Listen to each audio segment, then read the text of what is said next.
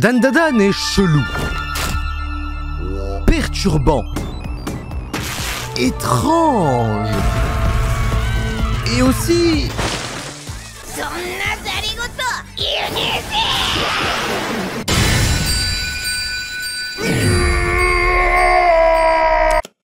le meilleur animé de l'année.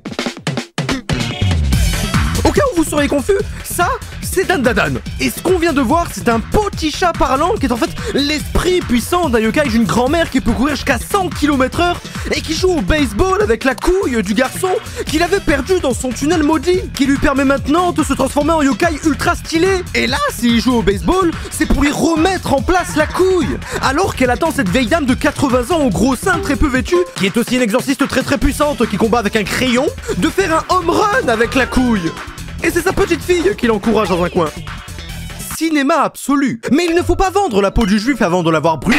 Il y a tellement de zones d'ombre dans ce que je viens de raconter, tellement qu'on ne sait pas vraiment de quoi parle Dandadan en vrai. Je cherche quoi, à refaire l'équipe de France? Non! Pourquoi tout le monde adore Dandadan? Pourquoi j'adore Dandadan? Si on retrace tout ce qu'on a regardé jusqu'ici, je commencerai par demander, bordel de merde, qu'est-ce que je... Le début de notre histoire commence sur Momo Hayase, une jeune femme à qui on a donné beaucoup trop d'FPS pour raconter ses conneries sur les hommes virils.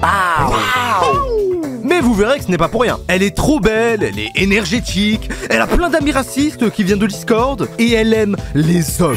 Non, elle aime les hommes. Pas nous, quoi. Les hommes virils de l'époque qui traitaient bien les femmes. Et puis comment ils traitaient vraiment les femmes? Une mise en scène parfaite pour ma culture d'homme des années 80. Sauf qu'ensuite elle réplique, et ça c'est mon petit côté féministe. Hayase n'est pas comme les autres filles. Quand elle voit une injustice, du style « le gars chelou de la classe se fait traiter de gars chelou de la classe », elle s'assoit à côté de lui, leur jette le regard que ma mère me fait quand elle me voit faire une bite dans mon assiette. Et elle part, heureuse d'avoir aidé quelqu'un à ne plus se faire harceler. Et pour Takakura, c'est la révélation. Cette femme qui marche comme un voyou, c'est la femme de sa vie. Il faut absolument l'épouser. C'est un truc classique dans les romans japonaises, hein. La meuf décoincée qui va vers le mec coincé. Y a rien d'original à ça pour l'instant. Mais y a pas de souci les asiatiques, hein. Faites comme vous voulez. Moi j'ai rien contre les jaunes, hein. Je regarde les Simpsons. Oh non! Et puis au final, il pense juste qu'elle croit aux extraterrestres comme lui. Les ovnis! Genre, regarde, toi aussi tu penses que Kennedy c'est un complot? À ton avis, pourquoi la tour de Pise elle est penchée? Parce que contrairement aux tours jumelles, elle sait esquiver. Est-ce que je t'ai montré mon livre dédicacé? Elle ne croit pas aux ovnis, mais elle croit aux fantômes. Il ne croit pas du tout en fantômes, mais croit aux ovnis. Même le verbe croire n'est plus vraiment approprié. Du coup, il se lance un défi. Chacun doit prouver qu'il a raison. Et celui qui a raison deviendra le maître de l'autre. Son esclave, quoi. Oh non, les élèves n'existent pas. Bon bah allez. Mais t'as même pas regardé? On y va. Allez. Ils se tiennent au téléphone, ou une conversation typique d'un couple divorcé depuis 20 ans, ou d'un couple d'e-girl sur Discord, mais sans le côté pédophile. Ça leur permet de s'ouvrir un peu, Takakura est un peu plus détendue au téléphone, et Momo lui confie qu'elle n'a jamais connu ses parents et que si elle croit aux fantômes, c'est car sa grand-mère est médium, et elle aime beaucoup sa grand-mère. Moi aussi. L'une est dans l'hôpital abandonné de Nagi et l'autre est dans un très long tunnel réputé maudit. Et je vais vous la faire courte. Il y a des aliens, il y a des fantômes. Non, je vais plutôt vous la faire longue. Attaque des aliens sur la meuf, mais Ken arrive comme un super-héros avec la malédiction de Mémé Turbo parce qu'il s'est en fait fait rattraper puis voler son sgeg en échange du reste de son corps. Bim bam. Waouh, super pouvoir télékinésiste de Momo. C'est tellement incroyable. On se parle du vaisseau spatial. Il avait raison, elle avait raison. Il va devoir lever sa malédiction, la romance est dans l'air et vous mordez à l'hameçon. Ou plutôt j'aimerais. Tout ça c'est bien, mais si vous réfléchissez 2 minutes, c'est l'histoire d'une nana fan d'un acteur viril qui, sur le point de se faire violer par des aliens, se fait sauver par un homonyme de son acteur préféré, geek, maudit par une sorcière qui lui a piqué son chibre. Pouf! Anime de l'année. Mais en fait, cette merde, c'est un putain de... Dandadan est une série télévisée typique basée sur l'animation, que du style, pas pas de substance, tout ce talent aurait dû être mis sur Blue Lock. Au moins de cette façon, il aurait été mieux utilisé. Cette scène, c'était vraiment le prime du pas drôle je souffle. Bien sympa, Dandadan, mais est-ce que les scènes presque sexuelles et les dialogues de cul sont vraiment nécessaires? Je sais qu'il faut avoir l'esprit ouvert, mais qu'est-ce que ça apporte à l'œuvre? Je viens de voir l'anime Dandadan et sans surprise, c'est aussi nul que le manga. Terrible, Dandadan, on dirait que c'est colorié par un enfant de 8 ans. C'est l'animé de l'année, mais ce genre de scène, je trouve ça vraiment dérangeant. Attends, tu veux dire qu'une scène qui a pour but d'être dérangeante est dérangeante? Mais le pire, c'est qu'on est que à l'épisode 1, là. Momo sauve Okarun dans le vaisseau, il rentre tout nu chez sa grand-mère, qui est... grave bonne, voilà, je l'ai dit. Mais surtout absente. Et vous savez ce que ça veut dire? Il prend feu. Alors que normalement, la sorcière, c'est elle. Et le reste des femmes. Ok, maintenant, vous savez ce que ça veut dire? Ah, quoi? Non, j'ai pas fait de commande Uber Eats. Elle apprend aussi entre-temps que Okarun s'appelle en fait Takakura, comme son acteur préféré, ce pourquoi on l'oblige à s'appeler Okarun. Mais il y a quelque chose dans la façon qu'il discute qui te fait dire il veut. Tu sens une certaine alchimie entre les personnages et en fait, tu pouvais déjà la sentir depuis le début, c'est juste que ils se soucient vraiment l'un de l'autre. C'est comme Pan avec Piccolo, quand tu les vois, t'as juste envie de... Faites-vous un câlin. Faites-vous un câlin! Et c'est l'une des plus grandes qualités de l'animé en fait. T'aimes ces personnages. Ils ne sont pas parfaits, mais ils sont très bien comme ça. Okarun timide et réservé, et Momo tout le putain de contraire. Mais ça ne va pas les formater. Parfois ils sont méchants, parfois ils sont cons, et c'est censé arriver. Les personnages sont vivants, ils ont l'air d'avoir été façonnés sur de vraies personnes, avec de vraies émotions. Ils savent quand agir selon leurs principes, ils savent quand la fermer, quand rigoler, quand ils ont dépassé les bornes et s'excuser. Et c'est comme ça que devrait être chaque personnage qu'on croise dans un animé. Mais il fallait que Sakura existe. Et que Dandadan soit une putain de rom-com. Ah bah non, toujours pas le temps pour la romance, y'a mon alter ego qui les attaque. Je ne sais pas quelle drogue a pris l'auteur, mais j'en veux. Écrire une romance sur un fond shonen, action, mystère, avec des trucs à découvrir, à débloquer, des capacités, des pouvoirs, des ennemis. Les personnages changent de vêtements à chaque putain d'épisode. Il y a une technique de puissance et de combat propre à cet univers, les divinités locales qui protègent ces lieux, les barrières protégées par des clous à l'intérieur, ou des clous à l'extérieur, si on veut que la barrière le soit aussi.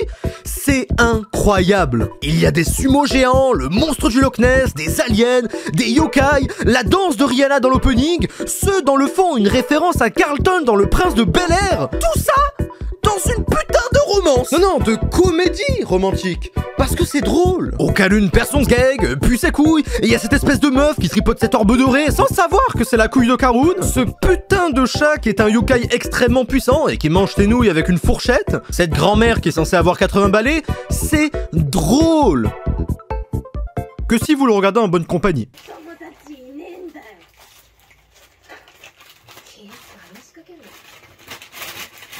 Fils de pute. Une fois qu'ils ont battu le sumo, ils ont failli crever, ils doivent vite trouver une solution pour enlever la malédiction et ramener son sgeg à Okarun. Oui, parce que c'est ça l'objectif de l'animé. Que des trucs d'intellectuels sur la chaîne. Mais ça, à la rigueur, on s'en fout parce que nous, ce qui nous intéresse, et c'est d'ailleurs le seul truc qui peut faire que vous aimez Dandadan, c'est la romance. Parce que, si vous remarquez bien, il y a toujours un problème en cours qui force Okarun et Momo à continuer leur quête et donc à se parler. Même niveau des ennemis, ils trouvent toujours un intérêt de courir après les protagonistes. Et a fortiori, la fin de Dandadan sera certainement... Ah, je suis trop timide pour le dire. Ils vont baiser. Ils vont baiser. T'entends ce que je te dis, bro? L'animé pose tout doucement les bases d'un scénario prévisible avec une amorce simple, celui de retrouver son sgeg, et des power-ups permettant d'affronter les nouveaux dangers, des arcs entraînement qu'il commence pour... Ah oui, merde! Le méchant n'attend pas comme un con que le gentil s'entraîne pour venir lui péter la gueule. Se pourrait-il qu'on regarde enfin une vraie série? Non! Je gagnerai. D'abord on rigole, on est tout heureux parce que c'est rigolo, c'est coloré, c'est joli. Et en plus, la romance, on adore ça. Ensuite, il y a les phases sérieuses où c'est de l'action, de l'animation de fou. Tu vois le sang des animateurs sur chaque putain de frame de cet animé. Ça, c'est Dandadan. Et ensuite, c'est le drame. Le vrai drame. On apprend ensuite que Mémé Turbo n'est pas un esprit malveillant. Elle apparaît très souvent quand des jeunes femmes meurent dans d'atroces conditions, et même dans le tunnel, des tonnes de filles y sont mortes, violées et séquestrées. C'est affreux, mais maintenant, réfléchissez un peu. Comment, lorsque Momo avait besoin d'aide, comment Okarune, qui n'avait pas le contrôle sur ses pouvoirs, a-t-il pu sortir du téléphone pour aider Momo? La réponse, on la sait tous, c'est que c'est Mémé Turbo qui est venu l'aider, parce que Momo était sur le point de subir l'acte le plus atroce qu'on puisse faire à une femme dans sa vie, parce que dès qu'il sort du téléphone, c'est entièrement Mémé Turbo qui est aux commandes. Et même si ça me fait rire de voir ça la première fois, vous remarquez que l'endroit qu'elle attaque avec ses dents est tout à fait logique compte tenu de la situation. Et c'est pour ça qu'on peut dire ce qu'on veut de Dandadan. Oui, c'est une œuvre décalée, oui, c'est un peu gnangnan, un peu con, bof à mourir, ça joue sur le pipi et le caca, la romance, les bisous, mais bordel, il y a de la profondeur dans ce truc. Et t'as même pas besoin d'aller chercher super loin. Tiens, le crabe géant par exemple. C'est pas seulement une créature prise au pif pour faire joli, elle est profondément enracinée dans la mythologie, dans le folklore japonais.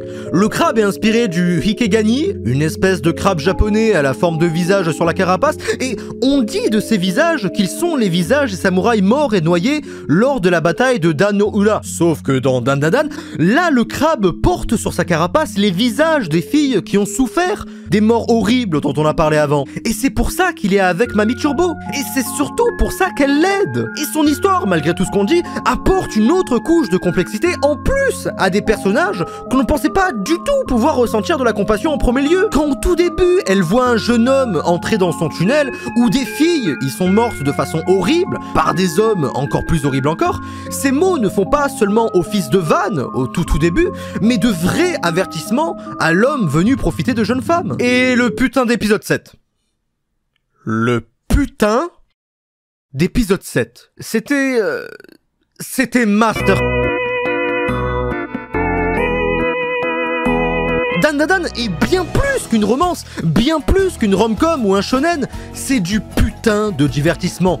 J'adore l'univers, j'adore l'humour, j'adore les personnages, et même ceux qu'on voit après. Ayla, la fille modèle qui est en fait complètement conne, mais que ce soit en amour ou en n'importe quoi d'autre, mais qui a un background. Enfin, plus maintenant, parce que je suis un petit blagueur. Mais il n'y aura pas que elle, il y aura aussi l'autre obèse, l'autre con, et ils sont tous autant appréciables l'un que l'autre. Et je pourrais vous citer comme ça plein d'autres trucs que j'adore de Dandadan.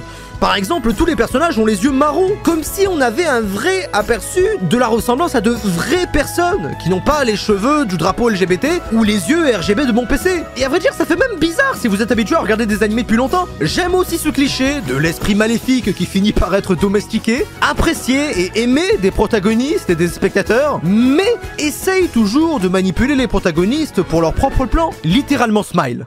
Mais même un esprit maléfique ne saurait sauver des gens aussi cons.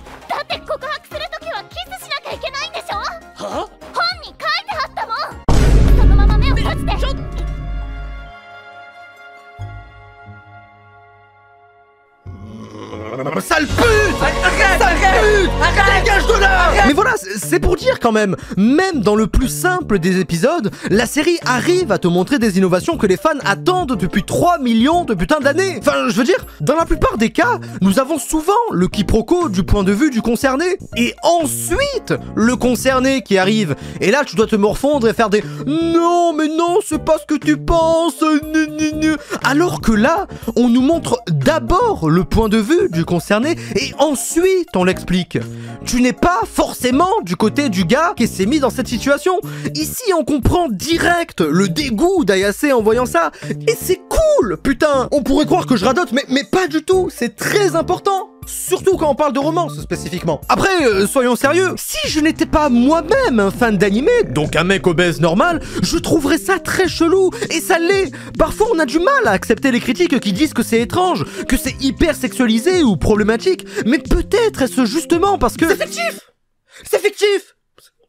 Ça existe pas, on s'en branle, on s'en branle. Oh non, on s'en branle. Est-ce que vous pouvez m'expliquer pourquoi ça me fait autant délirer de voir Mémé Turbo sur son tel pendant que tout le monde meurt? Ou le sourire que j'ai quand je vois le chat dans l'ending danser avec elle? Vous voyez, il y a des choses qui ne s'expliquent pas et qui n'ont pas besoin d'être expliquées si vous les aimez. Littéralement Dandadan. Il n'a suffi seulement que de la preview Netflix pour que ma famille commence l'animer.